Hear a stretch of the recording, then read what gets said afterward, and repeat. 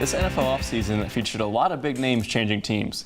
With that being said, I'm joined at the desk by Ennis Warlick, who's here to break down those who lived up to the expectations and those who did not so much. So Ennis, first one, who had the best debut with their new team? So there's a lot of players that played well. I got to go with Khalil Mack. Of course, his team lost, but he balled out 3 tackles, 1 tackle for loss, 1 sack, 1 pass deflection, 1 interception, 1 TD. I mean, he did it all last night.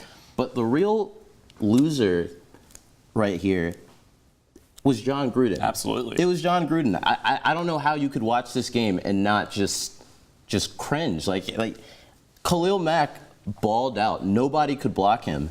He showed that he didn't need OTAs. He didn't need training camp. He didn't need any of this. He didn't need the offseason. He didn't need the entire offseason.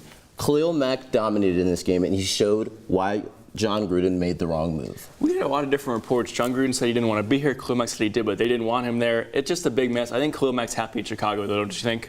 He certainly looked happy. I mean, he looks happy. He looks happy, but I mean, regardless, I mean, John Gruden shouldn't have let him go for. I mean, two first-round picks, yeah, but why are you giving Chicago a second-round pick? It doesn't make any sense. All right, so we move from best debut to worst debut. Who had the worst debut with their new team? So I understand that this man is not a player, but I got to go with Matt Patricia. This was a disaster. How do you give up 48 points to the New York Jets? That doesn't make any sense. It's a rookie quarterback. He's throwing to Robbie Anderson, Quincy Enunwa, people that aren't going to get playing time on other teams, and you're going to let them score 48 points. Not a single part of the Detroit Lions team played well. The defense looked bad. The offense looked bad. Stafford threw 4 interceptions to this team.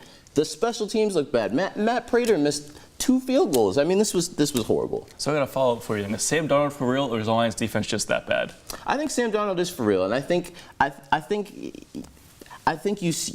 have to look at it from the standpoint that he persevered. He threw that pick 6 right on the first play, but I mean, he still has these shaky weapons, and I think he has all these weapons on his offense that really aren't really that good, and he still played well. 48 points is 48 points. For sure. Darnold looked good. Patricia and the Lions defense did not. Last question, who's going to have the biggest impact down the road? Maybe not yet, but down the road with the new team.